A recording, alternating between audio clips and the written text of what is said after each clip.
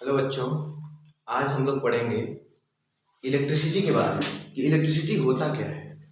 सबसे पहले इस इलेक्ट्रिसिटी को समझने के लिए इलेक्ट्रिसिटी के बारे में हमें समझना है, थोड़ा सा इस चैप्टर के बारे में। एक क्लास 10th का चैप्टर है, इसको हम समझते हैं।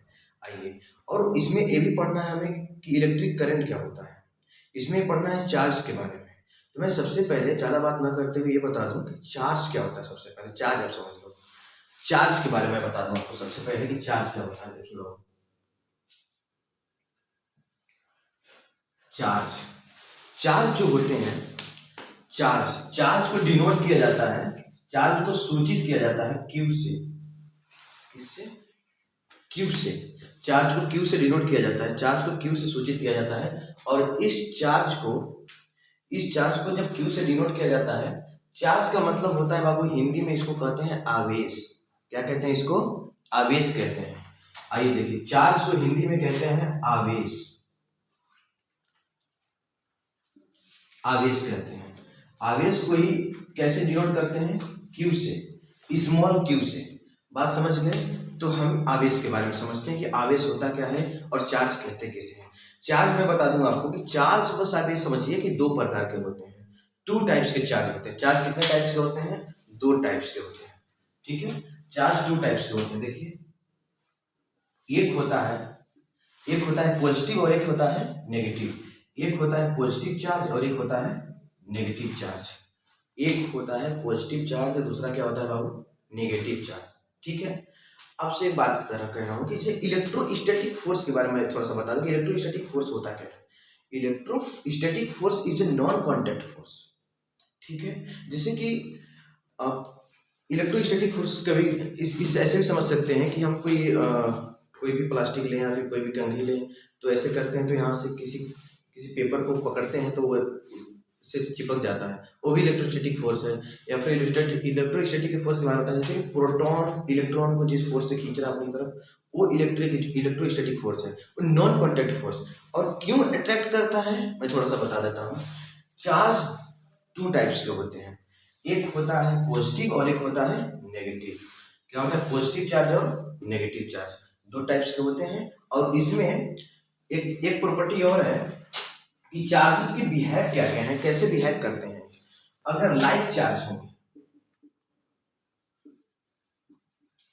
तो लाइक चार्ज रहेंगे, तो लाइक का मतलब क्या हुआ? सेम। सेम का मतलब एक जैसा। एक जैसा का मतलब प्लस प्लस। प्लस प्लस अगर चार्ज रहेंगे, अगर चार्ज प्लस प्लस रहेंगे तो क्या करेंगे? एक दूसरे को रिपेल करेंगे। क्या करेंगे? रिपेल। एक दूसरे को रिपेल करेंगे, प्रतिकर्षित। एक दूसरे को रिपेल करेंगे, मतलब रिपेल करने का मतलब एक दूसरे को दूर की तरफ ढकेलेंगे। कुछ इस तरह देखो, जैसे कि मान लो कि ये भी चार्ज पॉजिटिव है और यह भी चार्ज ले लिए पॉजिटिव। दोनों क्या ले लिए हम? पॉजिटिव पॉजिटिव चार्ज ले लिए। और एक पॉजिटिव चार्ज इधर भागना चाहेगा और एक पॉजिटिव चार्ज इधर भागना चाहेगा इधर, क्योंकि इनके बीच तो फोर्स लग ही रहा है। अब कौन सा फोर्स लग रहा है? इलेक्ट्रोस्टैटिक फोर्स लग रहा है, नॉन कॉन्टैक्ट फोर्स। और उस इलेक्ट्रोस्टैटिक फोर्स को, नॉन कॉन्टैक्ट फोर्स के बाबू देखो, यहाँ पे भी पॉजिटिव चार्ज, यहाँ पे भी पॉजिटिव चार्ज है। ये इधर भागना चाहेगा और ये उधर भागना चाहेगा, क्योंकि इन दोनों के बीच में होगा प्रतिकर्षण। क्यों? क्योंकि सेम चार्जेस हैं। अगर सेम चार्ज रहेंगे तो इन दोनों के बीच में क्या होगा? प्रतिकर्षण होगा, एक दूसरे को दूर ढकेलेंगे, रिपल्शन होगा। क्या होगा? रिपल्शन, फोर्स ऑफ रिपल्शन लगेगा। और सर, फोर्स ऑफ अट्रैक्शन कब लगता है? और बताते हैं आपको। फोर्स ऑफ अट्रैक्शन का मतलब, अगर अनलाइक चार्ज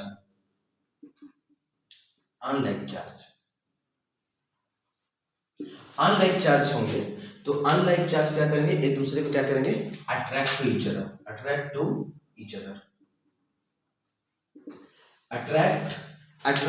ईच अदर। मतलब कि दोनों क्या करेंगे? चार्ज एक दूसरे को अपनी तरफ आकर्षित करेंगे।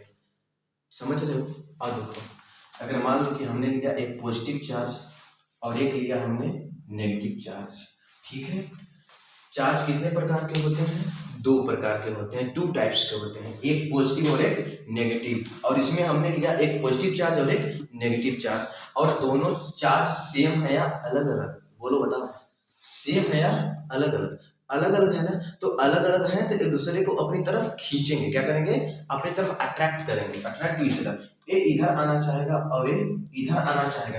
ये जिस अगर आ रहा है ये उधर जाना चाहता है तो कुछ ना कुछ फोर्स लगेगा, ये इधर जाना चाहता है तो कुछ ना कुछ फोर्स लगेगा। लाइक मैग्नेट की तरह, जैसे मैग्नेट का हम अगर अनलाइक साइड लेते हैं बाबू ना, अनलाइक साइड लेते हैं तो एक दूसरे को क्या करता है, अट्रैक्ट करता है। जैसे साउथ पोल और नॉर्थ पोल, एक मैग्नेट के पास कितने पोल होते हैं, 2 पोल होते हैं, एक साउथ होता है और एक नॉर्थ होता है। साउथ नॉर्थ एक दूसरे को क्या करते हैं, अट्रैक्ट करते हैं, लेकिन साउथ साउथ एक दूसरे को क्या करता है, रिपल्सन करता है। नॉर्थ पोल और नॉर्थ पोल क्या करता है, दूसरे को रिपल्सन करता है। इसी प्रकार जैसे मैग्नेट बिहेव करता है, और देखो मैग्नेट में भी क्या होता है, नॉन कांटेक्ट फोर्स होता है, क्योंकि बिना छुए लगे वाला बल, जो बिना छुए लग जाए जो बल, उस बल को क्या कहते हैं, इलेक्ट्रोस्टैटिक फोर्स कहते हैं। कौन सा फोर्स कहते हैं बाबू, इलेक्ट्रोस्टैटिक फोर्स। मतलब कि जो फोर्स बिना कांटेक्ट के लगे, बिना कांटेक्ट के लगे जो फोर्स, उसे कौन सा फोर्स कहते हैं, इलेक्ट्रोस्टैटिक फोर्स। उसमें ग्रेविटेशनल फोर्स भी आता है, बात बाद में करेंगे, आगे देखेंगे, पहले जो बता रहे हैं उसके बारे में समझो। और पॉजिटिव और नेगेटिव एक दूसरे को अट्रैक्ट टू ईच अदर, ये दोनों एक दूसरे को क्या करेंगे बाबू, अट्रैक्ट करेंगे। समझ गए बात, अनलाइक चार्ज करते हैं दूसरे को अट्रैक्ट, और पॉजिटिव चार्ज करते हैं दूसरे को रिपल करते हैं। ये तो होता है चार्ज का बिहेवियर। बात समझ में आ गया। इन दोनों के बीच में जो फोर्स लग रहा है, ये कौन सा फोर्स लग रहा है, ये लग रहा है force of repulsion, force of repulsion, force of repulsion, ठीक है। और इन दोनों के बीच में कौन सा फोर्स लग रहा है, ये लग रहा है force of attraction, force of attraction. बोलो बात समझ में आ रही है कि नहीं, ये दोनों एक दूसरे को खींचना चाहेंगे। यही इसी वजह से तो इलेक्ट्रॉन जो है प्रोटॉन का चक्कर लगाते रहता है, क्योंकि प्रोटॉन इलेक्ट्रॉन को अपनी तरफ खींचने चाहता है। बात समझ में आ रही है, चलिए ठीक है। यही होता है इलेक्ट्रोस्टैटिक फोर्स के बारे में। अब इसके बारे में एक चीज मैं और बता दूं, अब पढ़ना है हमें इलेक्ट्रिक करंट के बारे में। लिख लिया, नोट कर लो, हटा दे, ठीक है। चलो आइए बाबू पढ़ते हैं अब हम इलेक्ट्रिक करंट होता क्या है सबसे पहले, ठीक है।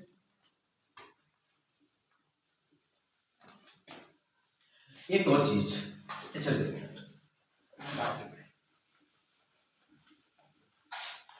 अब देखो इसमें, अब चार्ज के बारे में जो है हम बताते हैं आपको कि जो चार्ज है, चार्ज का कुछ यूनिट भी होता है, होगा चार्ज का क्या होता होगा, यूनिट। तो मैं आपसे ये कहूंगा कि देखिए SI unit, SI unit of charge, SI unit of charge, SI unit of charge, charge का जो यूनिट होता है वो होता है कूलम। क्या होता है, कूलम।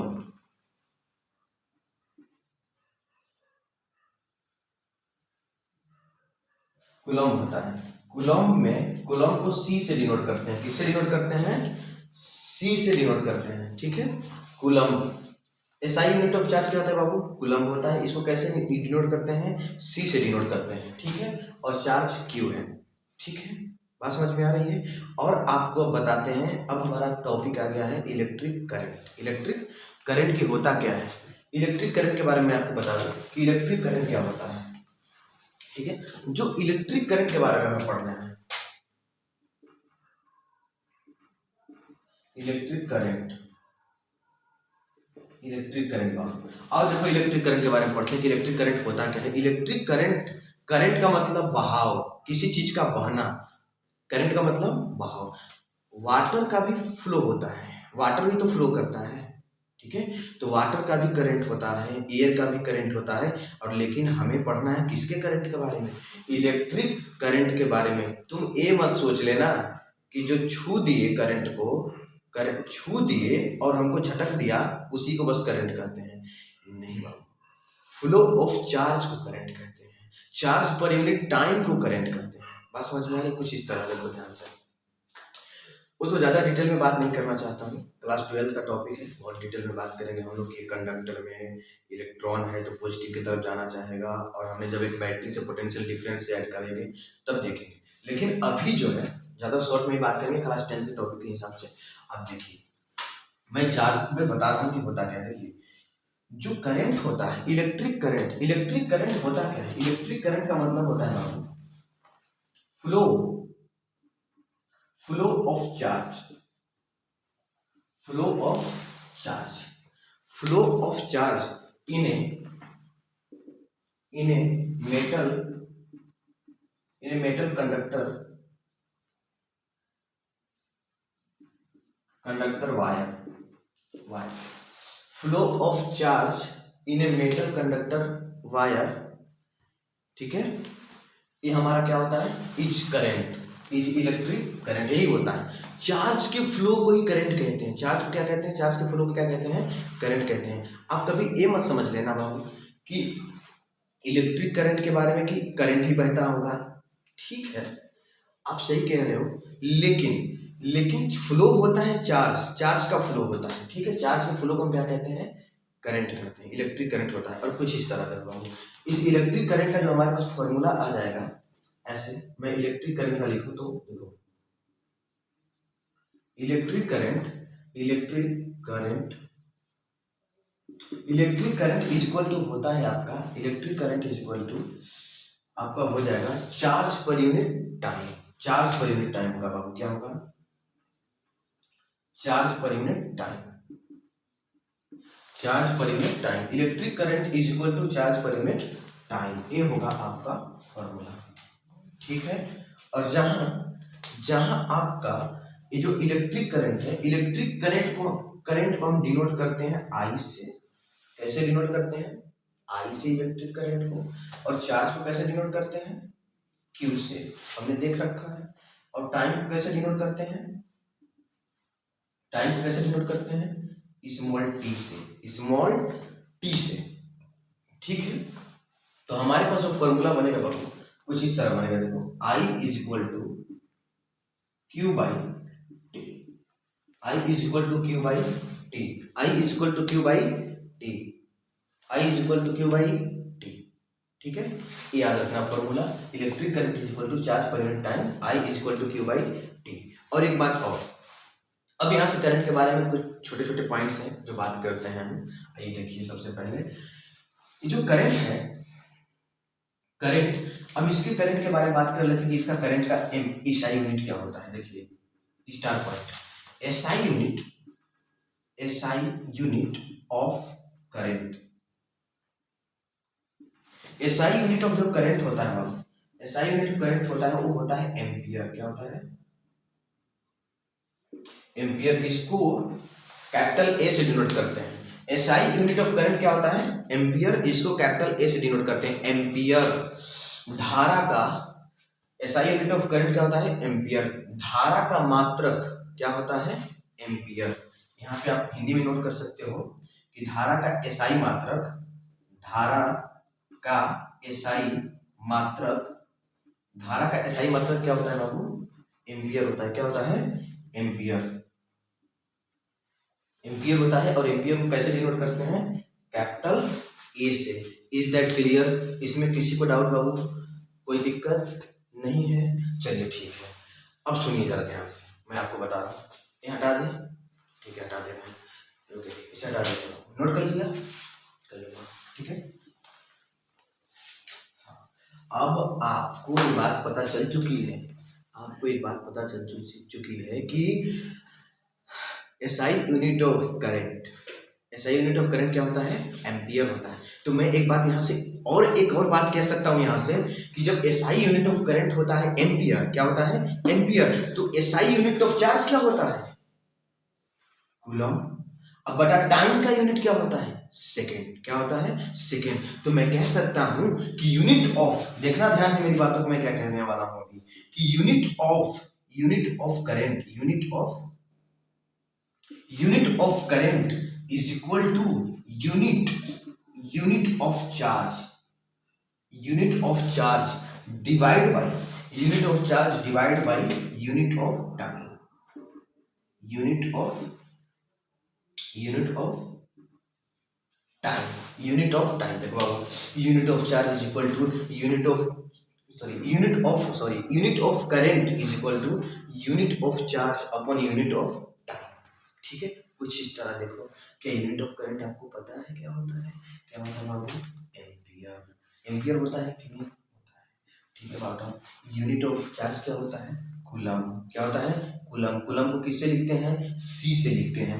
उसके बाद यूनिट ऑफ टाइम क्या होता है, सेकंड। यूनिट ऑफ टाइम क्या होता है, सेकंड। टाइम का यूनिट याद रखना सेकंड होता है, क्या होता है, सेकंड होता है। इसको हम सेकंड को कैसे लिखते हैं, यस से। किससे लिखते हैं, एस से, ठीक है।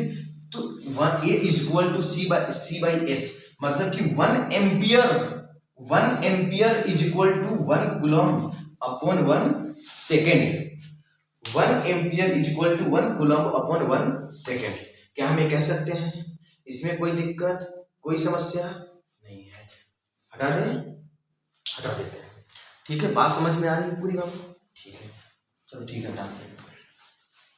उसके बाद देखिए, अब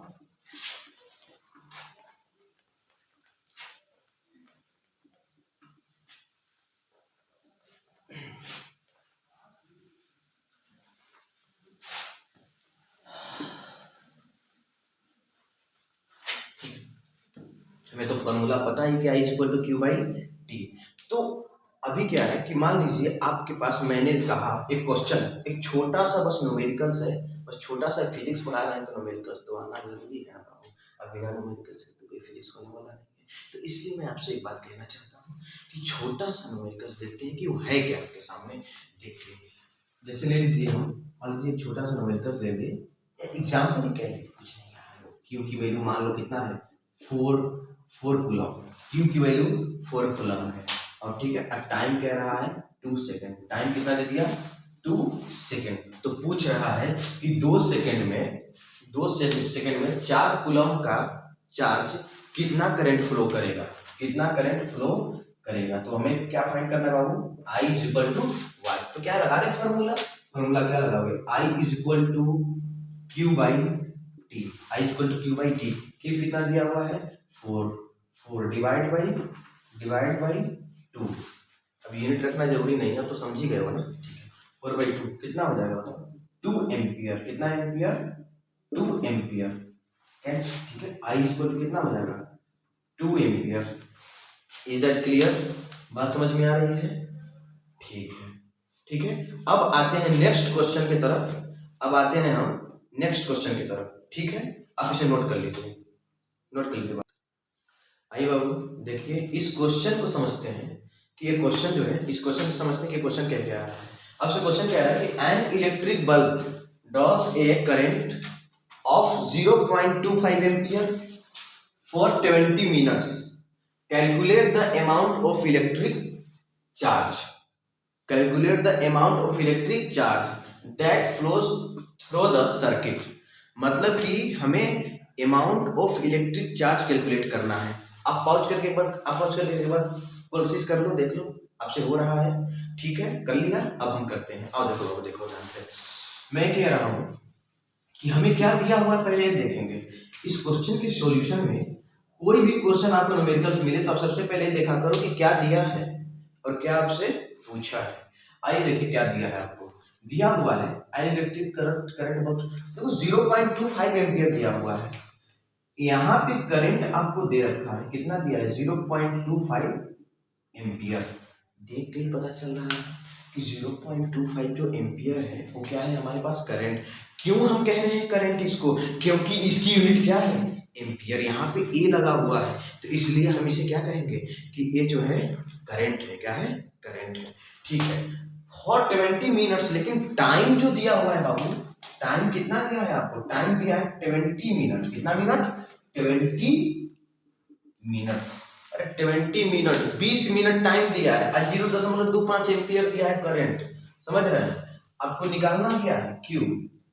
पूछ रहा है कि चार्ज कितना फ्लो करेगा 20 मिनट में, चार्ज पूछ रहा है आपसे। तो एक बात बताना है आप ध्यान से, क्या 20 मिनट पे 20 मिनट, देखो जो एसआई सिस्टम ऑफ टाइम होता है, जो SI system, SI unit of time जो होता है वो क्या होता है, सेकंड में। क्या होता है, सेकंड में। तो इस 20 मिनट को हमें किस में चेंज करना पड़ेगा, सेकंड में चेंज करना पड़ेगा।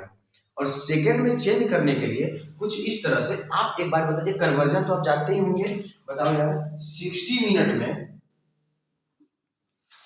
में तो 1 आवर होते हैं, 60 मिनट में 1 आवर होते हैं। तो बताओ कि 1 मिनट में क्या, 1 मिनट में कितने सेकंड होते हैं, 60 सेकेंड। 1 मिनट में 60 सेकेंड, 1 मिनट में 60 सेकेंड होते हैं कि नहीं होते हैं? होते हैं। एक बार बताओ, जब 1 मिनट में 60 सेकेंड होते हैं तो इधर भी 20 से मल्टीप्लाई कर दो, उधर भी 20 से मल्टीप्लाई कर दो। मैथ में क्या नियम होता है, अगर इधर आपसे 20 से मल्टीप्लाई कर रहे हैं एलएचएस में, तो आरएचएस में भी 20 से मल्टीप्लाई करना पड़ेगा ना यार। तो वही चीज तो कर रहे हैं आप। देखो 20 से मल्टीप्लाई करोगे कितना आ जाएगा? 20 × 1 कितना आ जाएगा? 20 minute. 20 minute is equal to 20 × 60 second. Clear है क्या? और आ देखो 0 ना 12, यहाँ पे 1200 सेकेंड, 1200 सेकेंड। 1200 सेकेंड क्या हुआ? हम यूनिट का कन्वर्जन कर दिए। यूनिट क्या कर दिए बाबू? चेंज कर दिए। मतलब कि हम 20 मिनट को कल किसमें कन्वर्ट कर दिए? सेकेंड में। 20 मिनट में 1200 सेकेंड, 20 मिनट में 1200 सेकेंड आएंगे। ठीक है, ठीक है। तो जब 1200 सेकेंड, तो हमारे पास टाइम कितना आ चुका है? अब इसको 20 मिनट में कितना सेकेंड?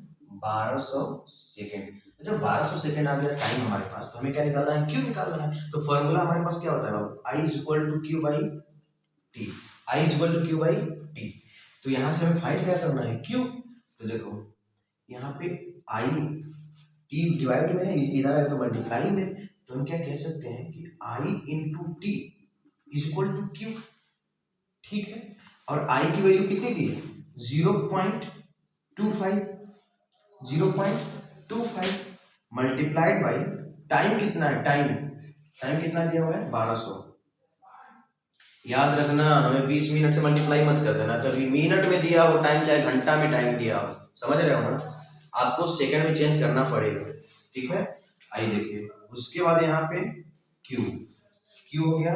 और देखो 2 0 से 0 खत्म, 25 × 12, 25 × 25, 25 इंटू 12, 25 इंटू 12, 25 इंटू 12 करोगे आपको 50, और उसके बाद फिर ये आपका हो जाएगा 25, यहाँ पे 0, ठीक है, 5 5 10 के 0, यहाँ पे 300 कितना हो रहा है? 300। तो हम कह सकते हैं कि 300 कूलम चार्ज आ गया। कितना आ गया? 300 कूलम आ गया चार्ज। ठीक है बाबू। तो हमारे पास चार्ज कितना आया है? 300 कूलम। 300 कूलम चार्ज आ चुका है। मतलब कि हमें जो क्यू की वैल्यू आई है, कितनी कूलम आई है? 300 कूलम। 300 कूलम। बात समझ में आ गई क्या? फॉर्मूला वही रहेगा, I equal to Q by T. Time को हमने चेंज किया। टाइम को हमने किस में चेंज किया? टाइम को 20 मिनट था 1200 सेकंड में चेंज कर दिया। कैसे चेंज किया? यूनिट कन्वर्जन यहाँ पे देख लो तुम कैसे चेंज किए हैं। ठीक है ना, कन्वर्ट करना। और देखो वहां पे I into T equal to Q, यहाँ पे आई की वैल्यू कितनी है? 0.25 रख दिया। कैसे आ गया? ठीक है, नोट कर लो, कर लिया। ठीक है, हटा दें, हटाते हैं। ठीक है,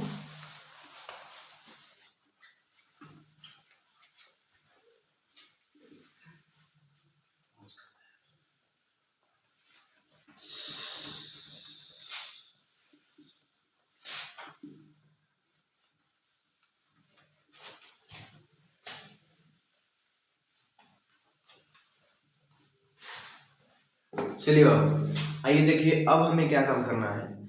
अब जो पढ़े हम लोग उतना तो पढ़े, ठीक है। अब एक चीज है पोटेंशियल डिफरेंस। पोटेंशियल डिफरेंस क्या होता है, मैं थोड़ा सा उसको बता के उसके बताते हैं आगे। ठीक है, पोटेंशियल डिफरेंस। पोटेंशियल डिफरेंस क्या होता है? पोटेंशियल डिफरेंस जो होता है, पोटेंशियल डिफरेंस उसको कहते हैं हिंदी में विभवांतर। क्या कहते हैं? विभवांतर। Potential difference is equal to work done, work done divide by charge moved, ठीक है, मूविंग चार्ज। ठीक है, potential difference is equal to work done upon charge moved. आइए देखिए पोटेंशियल डिफरेंस होता क्या है। पोटेंशियल डिफरेंस को कैसे डिनोट करते हैं? पोटेंशियल डिफरेंस को लिखते हैं V से। कैसे लिखते हैं? V से।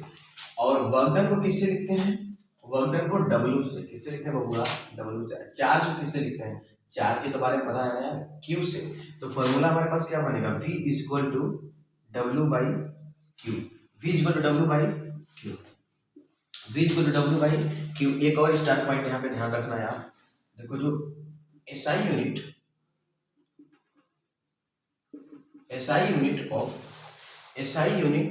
Of potential difference, SI unit of potential difference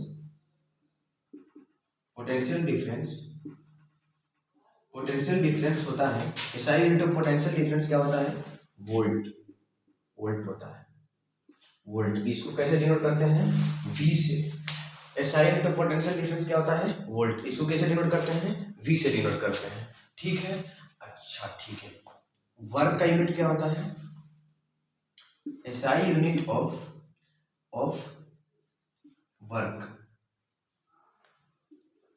SI unit of work का होता है, SI यूनिट ऑफ वर्क क्या होता है, जूल।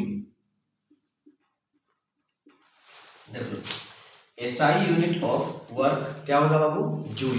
जूल को कैसे डिनोट करते हैं, J से। कैसे डिनोट करते हैं, J से। और चार्ज के बारे में तो जानते ही हो कि चार्ज का क्या होता है यूनिट, कूलम। चार्ज का क्या होता है, कूलम। ये तो बता चुके हैं पहले ही, ठीक है, नोट कर लो। कर लिया नोट, ठीक है, हटा दें।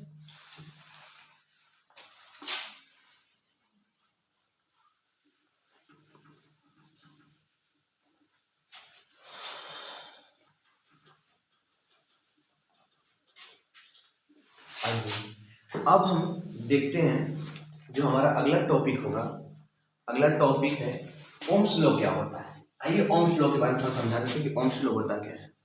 ज़्यादा उसके बारे में बात भी नहीं करेंगे हम लोग। ओम्स लॉ जो होता है बाबू, इतना उसे याद रखना, आपको ज़्यादा याद करने की ज़रूरत नहीं है, ठीक है। देखिए बाबू, अब हम पढ़ना है ओम्स लॉ। ओम्स लॉ क्या होता है, ओम्स लॉ के बारे में आपको ज़्यादा नहीं बताएंगे, बस इतना ही बता दे रहे हैं बाबू, जितना भी है मैं बता ही दे रहा हूँ, ठीक है ना। अब देखिए ओम्स लॉ होता क्या है। ओम्स लॉ के बारे में हमें ये देखना है, ओम का नियम कहते हैं इसको हिंदी में। क्या कहते हैं बाबू, ओम का नियम कहते हैं इसको हिंदी में। हिंदी में इसको कहते हैं ओम का नियम। आइए देखिए ओम्स लॉ कहता क्या है। ओम्स लॉ कहता है कि current flowing through a conductor, current को हमने किससे लिखा, I से। Current flow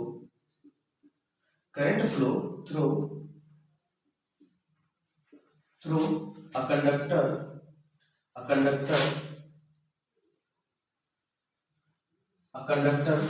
current flow through a conductor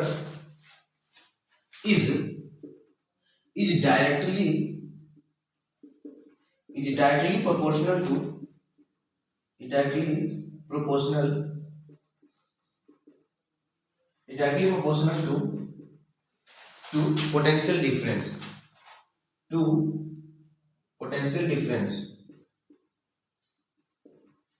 potential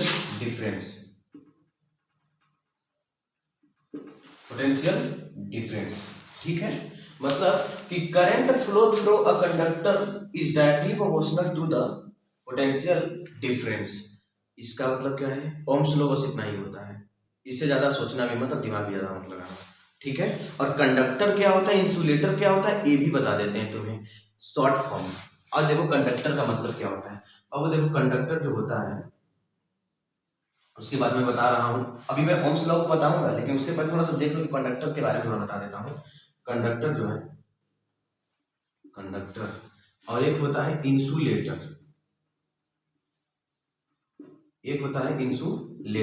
conductor और इंसुलेटर में क्या डिफरेंस है देखो। कंडक्टर का मतलब होता है बाबू, कंडक्टर का मतलब होता है कि वैसा वायर या वैसा मेटल या फिर मतलब जिससे कि करंट पास करे, करंट जिससे पास करे, जो इलेक्ट्रिसिटी को पास करे, allow to pass the electricity in a current carrying wire, ठीक है ना। कोई भी करंट कैरिंग वायर हो, करंट को पास करे, फ्लो चार्ज को फ्लो करे, वो है कंडक्टर। कंडक्टर में क्या हो सकता है, कंडक्टर का देखो बाबू एग्जांपल ही हो सकता है एल्यूमिनियम हो जाएगा, क्या हो जाएगा, कंडक्टर का एल्यूमिनियम एग्जांपल हो जाएगा, कॉपर हो जाएगा, कॉपर भी एग्जांपल हो जाएगा, ठीक है ना।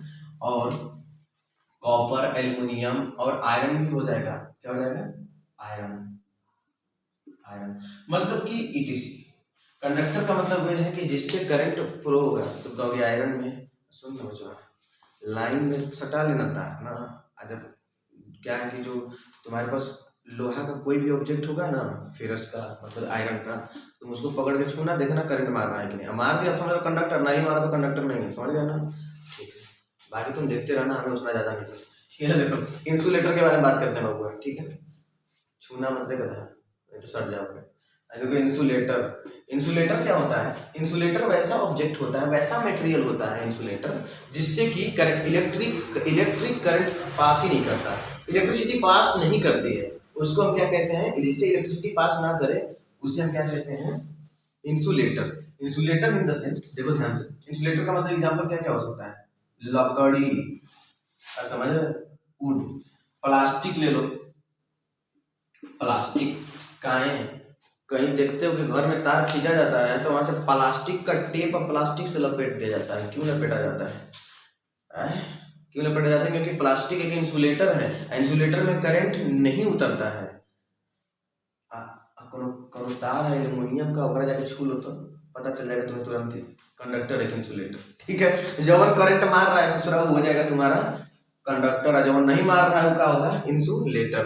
देखो ये ओम्स लॉ का टॉपिक नहीं बाबू, लेकिन थोड़ा सा शब्द आया तो बता देते हैं कि होता क्या है। वुड हो गया, प्लास्टिक हो गया, तुम कुछ भी यार, चेयर, टेबल, कुछ भी तुम लिख सकते हो इसमें, ठीक है ना। अपना एग्जांपल देख लेना, ये सब क्या हो जाएंगे? ईटीसी, इंसुलेटर में। ठीक है, हटा देते हैं, हटा दें। ठीक है, अब आते हैं हम ओम्स लॉ पे। ओम्स लॉ जो है हमसे कहा है कि current flow through a conductor is directly proportional to potential difference. Potential difference क्या होता है बाबूगा? V होता है। पोटेंशियल डिफरेंस क्या होता है? V। पोटेंशियल डिफरेंस का यूनिट क्या होता है? वोल्ट होता है। पोटेंशियल डिफरेंस का यूनिट क्या होता है? वोल्ट होता है। अब देखो ओम्स लॉ कहता है कि current is directly proportional to potential difference. Sir V क्या है? Potential difference. I क्या है? करंट। I क्या है? Electric current. तो electric current is directly proportional to V। Electric current is directly proportional to potential difference is called Ohm's law। बस इतना ही समझ लो। करंट फ्लो थ्रू है कंडक्टर, हाँ तो कंडक्टर से इन्हें पास करेगी, इंसुलेटर तो होगा ही नहीं वहां पे। और देखो is directly proportional to potential difference, I directly proportional to potential difference, I proportional to V। और देखो कभी भी प्रोपोर्शनलिटी का साइन हटाएंगे, प्रोपोर्शनलिटी का मतलब क्या हुआ? समानुपात। समानुपात का मतलब जितना अनुपात से ए बढ़ेगा उतना अनुपात से ए बढ़ेगा। मतलब क्या है कि इसका मतलब ये है बाबू, नोट करो इस पॉइंट को, कि अगर हम वोल्टेज बढ़ाएंगे, पोटेंशियल डिफरेंस बढ़ाएंगे तो करंट में क्या होगा? बढ़ेगा। तुम्हें ज्यादा दिक्कत हो रही हो ना तो एक 12 वोल्ट का बैटरी ले लेना, 12 वोल्ट का बैटरी, ठीक है, और 6 वोल्ट का बैटरी, ठीक है। अब देखो 12 वोल्ट में ज्यादा करंट मिलेगा कि 6 वोल्ट में? ठीक है ना, तो 12 वोल्ट का बैटरी में जो है ज्यादा करंट मिलेगा, तो मतलब कि जो 12 वोल्ट है वो तुम्हारा पोटेंशियल डिफरेंस है, उसमें पोटेंशियल डिफरेंस तुम क्या कर दिए? इंक्रीज कर दिए। जब पोटेंशियल डिफरेंस ज्यादा होगा तो तुम्हारा करंट भी क्या होगा? हाँ, तो हम ये देख रहे थे कि करंट क्या होगा बाबू? Current is directly proportional to potential difference. ये क्या है? ये प्रोपोर्शनलिटी का साइन है। प्रोपोर्शनलिटी का क्या है? साइन, समानुपातिकता का चिन्ह है, समानुपातिकता का चिन्ह। तुम हिंदी में कह सकते हैं कि विद्युत धारा जो है विभवांतर के समानुपाती होती है, यही होता है ओम्स का नियम। और यहाँ से देखो जब प्रोपोर्शनलिटी का साइन हटेगा, अच्छी बात बताओ, जब आई प्रोपोर्शनल टू, मतलब क्या है? वो कह रहा है ना कि वोल्टेज इस पे डिपेंड कर रहा है और ये डिपेंड कर रहा है वोल्टेज पे, मतलब कह रहा है कि तुम बढ़ोगे तो हम भी बढ़ेंगे समान अनुपात में। कुछ देखो मान लो जैसे कि हम V को इंक्रीज करेंगे तो I भी क्या होगा? इंक्रीज होगा। V को डिक्रीज करेंगे तो I भी क्या होगा? डिक्रीज होगा। बात समझ गए क्या? यही होता है समानुपातिकता का मतलब, कि प्रोपोर्शनलिटी का मतलब ये होता है कि समान अनुपात से बढ़ना या समान अनुपात से घटना, वो होता है प्रोपोर्शनलिटी का साइन। और देखो जब प्रोपोर्शनलिटी का साइन हटेगा तो एक कांस्टेंट आएगा।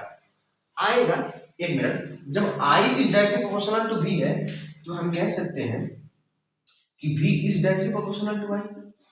हाँ बिल्कुल, अगर I directly proportional to V है तो V is directly proportional to I, ये भी हो जाएगा। ठीक है, जैसे ही प्रोपोर्शनलिटी का साइन हटेगा बाबू तो देखो V, प्रोपोर्शनलिटी का साइन हटेगा तो एक कांस्टेंट आता है, एक कांस्टेंट, एक नियतांक आता है जो होता है हमारा V equal to R I। V equal to R I। तो हमारा फॉर्मूला तैयार हो चुका है एक ठो, क्या है v equal to R I भी लिख सकते हो, और v इक्वल टू क्या लिख सकते हो, इसको आई आर भी लिख सकते हो। v equal to R I लिखो चाहे v equal to I R, और यहाँ से आपका i इक्वल, तो हम देख रहे थे कि v इक्वल टू क्या है, I R, v equal to I R, v equal to I R है, मतलब या फिर v equal to R I लिखें या फिर v इक्वल टू क्या लिखें, आई आर लिखें, ठीक है।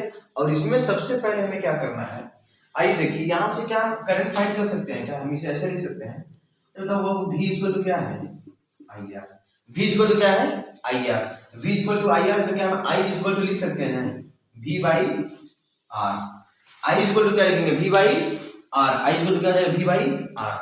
मतलब यहां से दो पॉइंट ये निकला है, यहां से पहला पॉइंट ये है कि current is directly proportional to, note करना इस पॉइंट को आप लोग इंग्लिश में नोट करो कि current is directly proportional to potential difference, current is directly proportional to potential difference and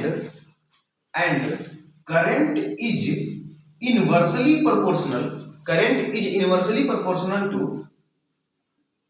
resistance, current is inversely proportional to resistance, मतलब ये हुआ कि धारा जो है विभवांतर के समानुपाती होता है, और धारा क्या होती है, धारा जो होती है प्रतिरोध के व्युत्क्रमानुपाती होती है।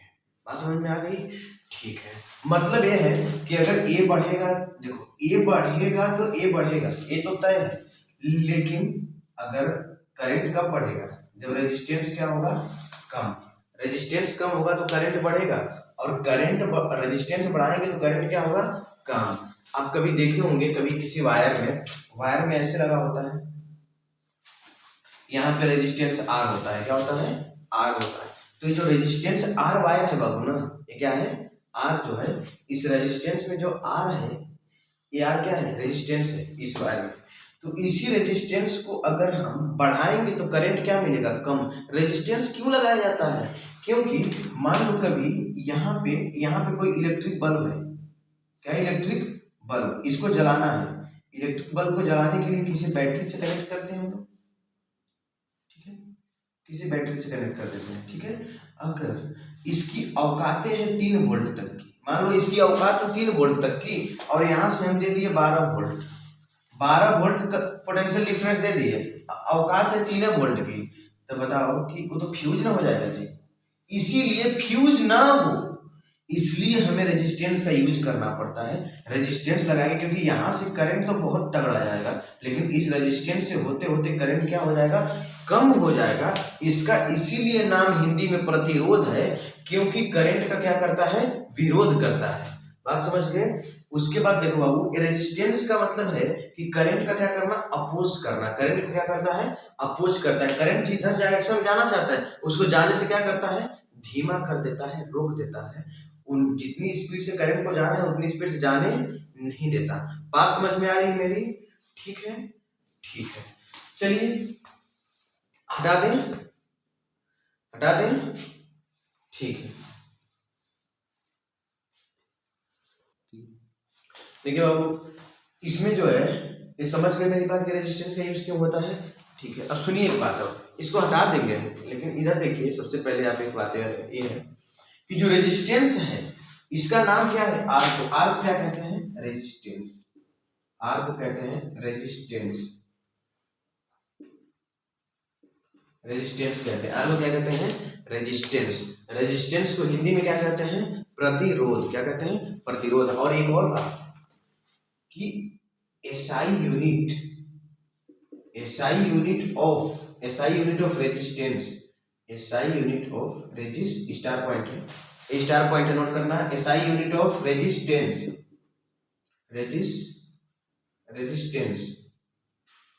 SI यूनिट ऑफ रेजिस्टेंस आपका हो जाएगा, वो क्या होगा, ओम, क्या होगा, ओम। और ओम को कैसे लिखते हैं, ओम को लिखने का तरीका ये होता है, ठीक है बाबू।